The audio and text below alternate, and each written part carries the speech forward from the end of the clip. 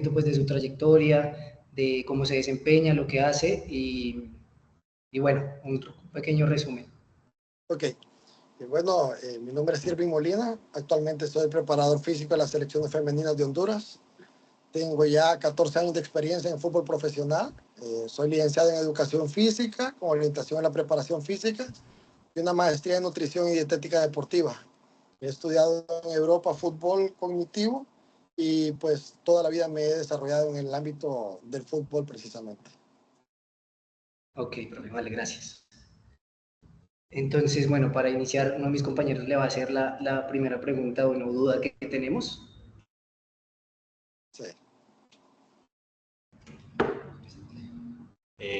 Bueno, buenas tardes. Mi nombre es Josué Espitia y bueno, frente a la investigación, pues la primera pregunta que tendríamos sería ¿un entrenador qué aspectos mecánicos debería tener en cuenta para mejorar el rendimiento de un futbolista por medio del análisis del movimiento? Ok, primeramente nosotros valoramos mucho lo que es la técnica, las posturas y generalmente cuando hablamos del fútbol base, entre las edades de 12, 14 hasta 15 años, analizamos mucho la biomecánica del movimiento en carrera, porque es uno de los factores principales que afectan a una deportista. Ok. Bueno, ya hablando un poco más pues desde su experiencia, durante su ejercer profesional ha aplicado el protocolo FMS y en caso de que pues, la respuesta sea sí, ¿de qué manera lo ha implementado dentro de los equipos? Ok, miren, el protocolo en sí, como está estipulado, no lo hemos aplicado. Yo lo analicé hace como más de 10, 15 años en la universidad, porque es un protocolo ya, que ya tiene bastante tiempo, pero no pasó a más. O sea, ¿cómo hacemos nosotros? Por ejemplo, nosotros tenemos una persona que graba la movilidad de la jugadora al momento de hacer la carrera, junto con nuestro cuerpo médico. Hacemos algunas técnicas para mejorar esta técnica, pero ya de manera precisa, porque en una selección precisamente tenés las jugadoras una semana, entonces no hay tiempo para aplicar tanto, sino que tenés que ir a la acción ya de lo específico de lo que quieres que mejore. Ok, profe, ahí me surge también una duda. Cuando graban pues los gestos, los movimientos, ¿utilizan algún un programa en el departamento médico para analizar pues sus articulaciones, los ángulos? Bueno, no sé. No. Lo hacemos de manera visual, realizando la técnica de carrera. Porque, por ejemplo, tenemos jugadoras que son handlebar entonces ya esos son otros parámetros médicos. Entonces ya ese es el primero que descartamos. Por ejemplo, en el fútbol femenino que ahora estoy, la técnica de carrera de la mujer, casi siempre van a ver que corre muy diferente a un hombre. Sí. O sea, ¿por qué? Porque la movilidad de nosotros ya desde pequeños, ya como que nacemos ya con ese chip que queremos correr detrás de todo. Y la mujer, por ser más femenina, la movilidad al momento de la técnica. Entonces, lo que utilizamos son patrones y adoptamos algunas pruebas. Por ejemplo, como en la natación, pues en la natación hay formas de adecuar la abrazada, al igual la hacemos al momento de la carrera. Ok, o sea, entiendo que lo hacen es con el fin de prevenir lesiones y corregir técnica de carrera, ¿sí? Sí, o sea, por ejemplo, nosotros tenemos una jugadora que en el test de Illinois, no sé si lo conocen, tiene una marca récord, pero al momento de correr en una distancia muy parecida, no corre igual. ¿Por qué? Porque en el test de Illinois ya sabe que está siendo evaluada, que hay una cámara, que estoy corrigiendo técnica, pero una vez pasa al escenario, ya como no es su técnica, entonces ya lo cambio. Entonces tratamos de hacerle énfasis al deportista que la técnica lo que viene es a optimizar el rendimiento. Ok, vale, profe. Entonces, a partir de eso, ¿de qué manera la movilidad articular de las deportistas en específicamente pues en el fútbol, ha afectado el rendimiento deportivo en su máxima expresión? ¿O es lo que más tú podrías Por, decir? por ejemplo, al momento de la técnica de carrera, o sea, una vez optimiza, se mira el cambio, ¿verdad? La mejora. Y ya hablando de del factor de lesiones, por ejemplo, un jugador que corre apuntando hacia afuera, como quien dice, como un pingüino, para que lo referencien directamente, porque sus aductores están expuestos, son jugadores que se te están lesionando casi el 50% de las ocasiones. ¿Por qué? Porque la postura y la manera que ejecutan hacen una sobrecarga, y una sobrecarga en un deportista de un aductor es un jugador lesionado casi el 50% de los partidos. Y entonces, ¿cómo se hace como para que esa particularidad no afecte o cómo prevenirla Bueno, en el... Bueno, primero se hace el análisis y vamos a corrección de técnica. Y luego fortalecemos en el gimnasio porque hay posturas que es muy complicado cambiarlas. Por ejemplo, ustedes están viendo la biomecánica, no sé si han analizado lo de Usain Bolt, que Usain Bolt, el máximo velocista de todos los tiempos, tiene tiene una mala técnica en arranque y eso lo hace ser el mejor. Entonces, a veces son cosas. También, y te puedo poner otro ejemplo. Por ejemplo, Kevin Durant era un deportista que se lesionaba de rodilla porque tenía problema en la caída, porque caía con la parte interna del talón. Entonces, estas cosas a veces nos hacen más propensos a una lesión. Entonces, por ejemplo, que una lesión que te podría mencionar, por ejemplo, al momento de la técnica de carrera de una futbolista que no sepa realizar una pisada correcta, es una deportista que tiene carga de los gastrocnemios cada partido. Y son detalles pequeños, pero son detalles que restan al final, porque, por ejemplo, nosotros venimos de una competencia corta y se lo hicimos saber a la deportista estuvimos las 3 semanas de preparación, pero ya es una técnica muy difícil de cambiar. O sea, lo que se hace es que el atleta tenga conciencia, que se mire y que se observe. Ok, sí, entiendo. Muchas gracias. Eh, bueno, profe, también digamos un poquito en ese mismo lineamiento, que digamos que en el protocolo FMS, digamos, vemos que cada deportista tiene como diferentes asimetrías, como diferentes formas de compensar el cuerpo. Entonces, digamos, ¿cómo lleva a cabo su merced para cada deportista, teniendo en cuenta esas asimetrías y correcciones? Pues digamos, ¿qué trabajos especializados tiene usted para esos casos? Por ejemplo, el cuerpo siempre entra en una compensación, ¿verdad? Es por eso que cuando uno trabaja de manera unilateral, siempre la otra parte, por ejemplo, una pierna, la otra compensa. Entonces, lo que yo como preparador físico trato de hacer es corregir primero en la parte del gimnasio. Por ejemplo, cuando tenemos un problema que se puede corregir, que es, por ejemplo, que una jugadora se lesiona más de una parte, entonces tratamos de equilibrar su fuerza, porque por ejemplo, cuando pones a alguien en una sentadilla, por ejemplo, una deportista, hay un momento que hace más fuerza con una pierna y ahí entra en una descompensación, ¿verdad? Y la otra pierna trata de compensar lo otro que no le da. Entonces nosotros tratamos de trabajar un poco de ejercicios unilaterales y tratar de hacer conciencia en el atleta sobre todo. Ok, es decir, profe, hacen un trabajo individualizado o también Sí, hacen trabajos. no, el trabajo ahí es individualizado y ahí ingresa esa parte del contacto directo con el atleta. Por ejemplo, nosotros, cuando estamos teniendo muchos problemas de carrera, nosotros hacemos una prueba en un saltarín para un trampolín. Creo que me doy a entender. Un Sí, trampolín pequeño individual. Por ejemplo, a mí me gusta corregir ahí. Me gusta corregir ahí, pero si miras un video de las correcciones que se hacen cuando lo estoy haciendo y cuando van al campo, Entonces cambia mucho, pero ya el atleta es consciente. Entonces, porque uno va mejorando y en ese momento uno está dando vueltas, incluso puede estar haciendo una toma y le va mostrando. Entonces, muchas de las mejoras vienen por el trabajo individualizado. Tratar de trabajar de esa manera directa con el atleta y buscar las herramientas y los recursos que él tenga, porque eso no se va a corregir en una sesión grupal de entrenamiento, se va a corregir de manera individual cuando el atleta tenga conciencia de lo que tiene que mejorar.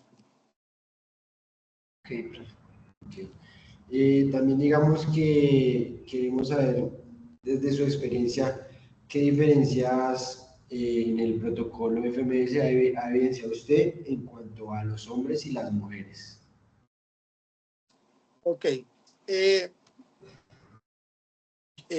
mi punto de vista, el hombre es atleta desde que es niño, porque jugamos diferente. Entonces tiene muchas ventajas de su preparación en cambio a una niña. Entonces, ¿a qué me refiero? Por ejemplo, hay cosas que son de la vida cotidiana que te hacen ser más fuerte. Por ejemplo, un varón busca subirse a un árbol, una niña no, generalmente.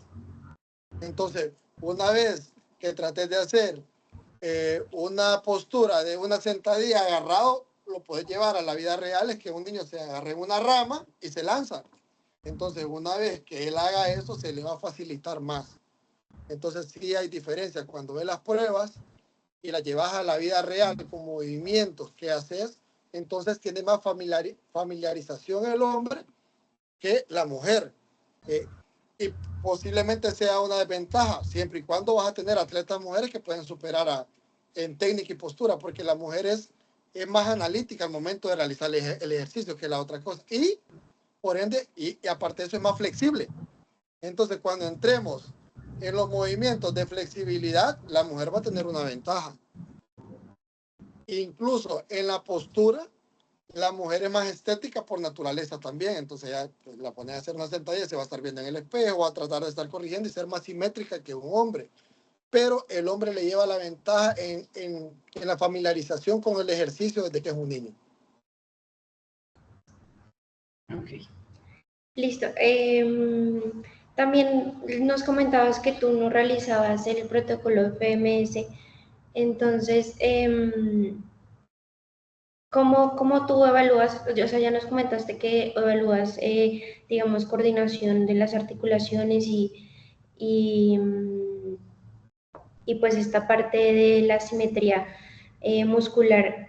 ¿Tienes o hay un protocolo que tú realices que tenga gráficos o cómo tú diferencias estos test, digamos? Bueno, por ejemplo, cuando nosotros vamos a una competencia, lo que pasa es que nosotros, la jugador de selección entra y sale.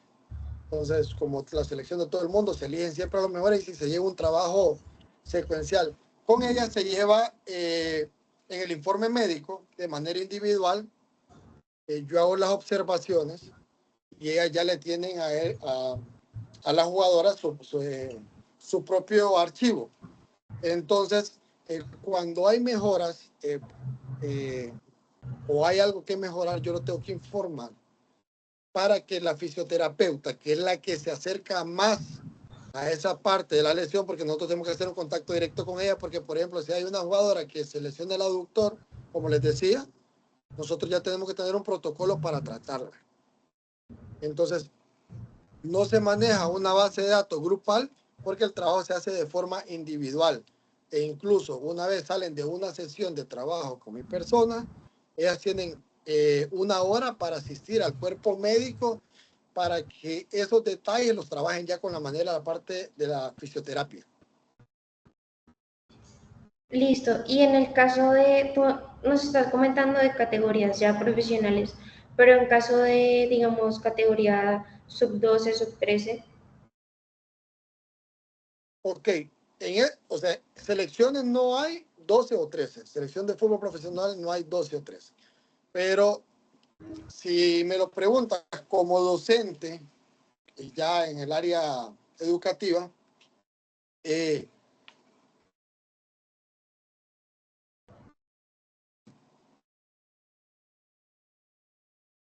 Profe. Hola. Ok. Ya. Hace mucho tiempo yo hacía un test que medía la flexibilidad sobre banco, la flexibilidad sobre pie, el salto sin impulso, el salto con impulso, los test de agilidad. Englobaba un poco de cada cosa en los jóvenes, con el objetivo de que ellos se dieran cuenta cuáles eran sus fortalezas y sus debilidades. Entonces, en esas edades es eso lo que se hace y se busca corregir de manera prácticamente visual los errores que se miran en un joven de manera directa. Por ejemplo, yo viendo el protocolo, por ejemplo, nosotros en la universidad nos lo mostraron.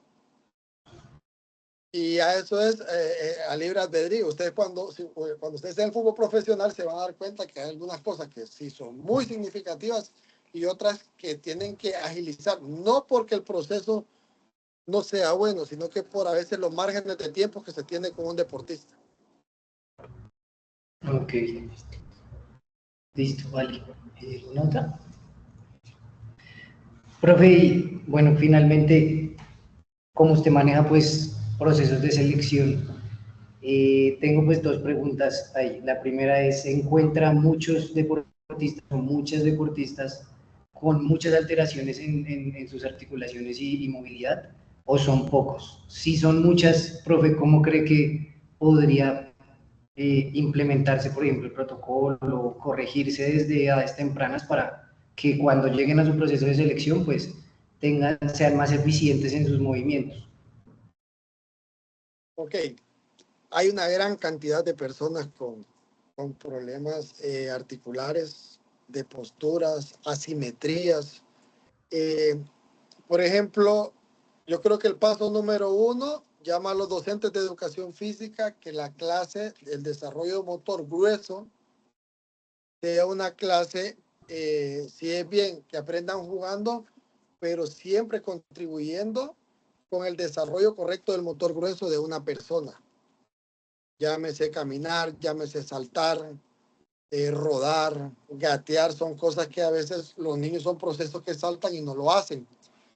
En la juventud, al momento de llegar la parte de quererse ver bien, ingresa la parte de la musculación, del fortalecimiento del gimnasio.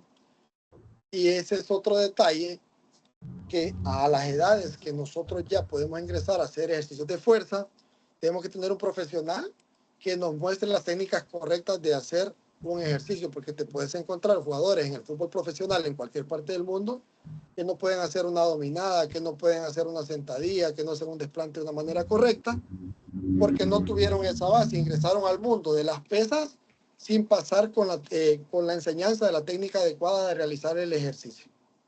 Entonces, el llamado es para nosotros, los profesionales del deporte, en esa etapa de la infancia y en esa etapa entre la adolescencia y la juventud, a mostrar las técnicas correctas para evitar que después empiecen a lesionarse por un problema articular, un problema asimétrico, un problema de técnica y que tengan una buena base establecida. Ok, vale, profe. ¿Algo más? Juli, ¿tienes alguna pregunta más? No tengo ninguna. No, bueno, listo. Vale, profe, No. muchísimas gracias por sacar el tiempo. Sé que pues obviamente en el proceso de selecciones tendrán el tiempo muy limitado. De verdad, gracias por abrirnos el espacio y bueno, nos sirve un montón para lo que tenemos que hacer y bueno, espero le vaya muy bien en todo lo que se viene ahorita con esos procesos. Muchísimas gracias, profe. Excelente, chicos. Para mí es un placer siempre contribuir con ustedes. A veces se me complica el tiempo, pero siempre que pueda estoy para colaborar, porque en esa etapa yo siento que si ustedes miran a una persona que está en el deporte profesional, se van a dar cuenta de muchas cosas que no son como uno cree, porque yo estuve en su lugar y a veces me imagino unos escenarios que no son ni lo menor posible. Entonces, siempre que ustedes pueden, me escriben con tiempo, yo les doy una respuesta y que yo les pueda colaborar, estoy para servirles. Listo, profe. Listo. Vale, muchísimas Muchas gracias. gracias. Que le vaya muy bien, profe. Nos Muchas vemos. gracias, feliz día.